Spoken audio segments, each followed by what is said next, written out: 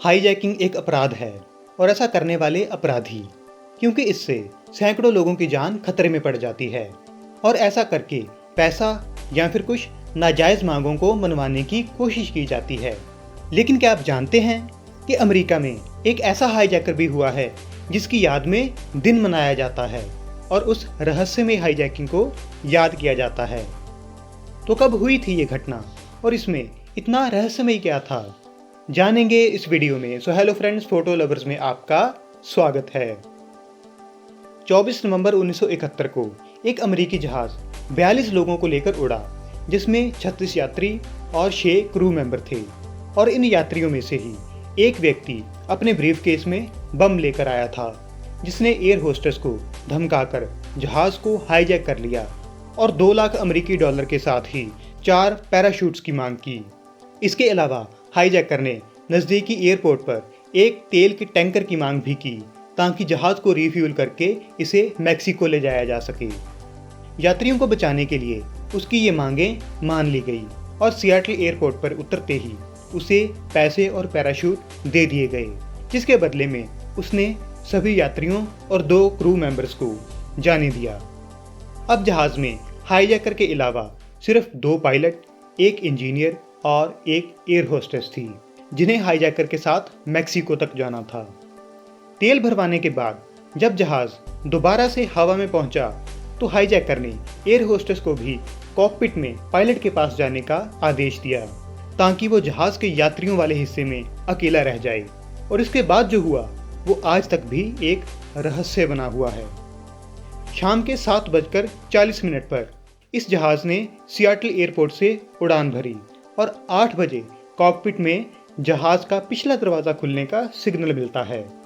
ये एक बोइंग 727 जहाज था, जिसमें दोनों तरफ वाले दरवाज़ों के अलावा एक दरवाज़ा पीछे की तरफ भी होता है, जिससे कूदना काफ़ी आसान होता है। और हाईजैकर ने भी कुछ ऐसा ही किया, वो जहाज से कूद गया। इसके बाद जहाज को रेनो एयरपोर्ट पर लैंड करवा लिया गया और हाईजैकर की खोज शुरू हो गई। हाईजैकर ने डैन कूपर के नाम से टिकट खरीदी थी। हालांकि ये उसका असली नाम था या फर्जी, इसका पता नहीं था, लेकिन फिर भी इस नाम के लोगों की खोज शुरू कर दी गई। दूसरी तरफ उस जंगल में भी हाईजैकर को खोजना शुरू कर दिया गया, जिसके ऊपर वो जहाज से कूदा था।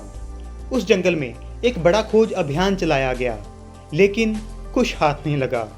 वहाँ पर एक भी ऐसा सबूत नहीं मिला जिससे पता चल सके कि वो हाईजैकर कहाँ उतरा होगा, मानो जैसे वो हवा में ही कहीं गायब हो गया हो।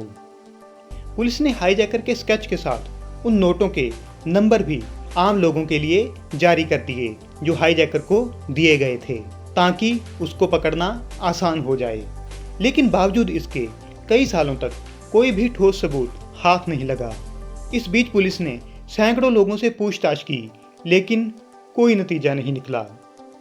इस केस पर लगातार 45 साल जांच चलती रही, लेकिन हाईजैकर को नहीं ढूंढा जा सका और ना ही इस बात का पता लगाया जा सका कि डैन कूपर के नाम से सफ़र करने वाला और डीबी कूपर के नाम से मशहूर होने वाला ये इंसान असल में था कौन। पुलिस ने हाईजैकिंग के तुरंत बाद डीबी कूपर नाम के व्यक्ति को जांच के लिए पकड़ा था और पत्रकारों ने उसी को हाईजैकर समझकर उसी का नाम अखबारों में छापना शुरू कर दिया, जिसके बाद वो डैन कूपर की जगह डीबी कूपर के नाम से मशहूर हो गया। जब 45 साल की जांच में कुछ हाथ न लगा तो एफबीआई ने 2016 में इस केस को बंद कर दिया और ये केस आज तक भी एक रहस्य बना हुआ है। अमेरिकी हाईजैकिंग का ये अकेला केस है जिसे हल नहीं किया जा सका और हाईजैकर को ढूंढा नहीं जा सका। ये थी तो एक हाईजैकिंग, लेकिन इसने लोगों को डराने की बजाय रोमांचित ज़्यादा किया, क्योंकि ये एक ऐसी हाईजैकिंग थी जिसमें जहाज से सही सलामत उतरने के बाद यात्रियों को पता चला कि उनका जहाज हाईजैक हुआ था। इसके अलावा हाईजैकर का यूं हवा में कूद जाना और किसी के हाथ ना आना लोगों को किसी फिल्मी कहानी की तरह लगा और इसीलिए इस हाईजैकर की याद में दिन मनाया जाने लगा। वाशिंगटन का एरियल शहर वो जगह थी जिसके पास वो हाईजैकर जहाज से कूदा था, इसलिए ये जगह उन सभी लोगों का केंद्र बन गई जो डीबी कूपर की असलियत जानना चाहते थे। और 1974 से लेकर लगातार हर साल डीबी कूपर एनुअल डे के नाम से यहाँ एक दिन मनाया जाने लगा, जिसमें सारे अमेरिका से लोग इकट्ठा होते हैं और डीबी कूपर समेत उस रहस्यमय घटना की कहानियों को याद करते हैं।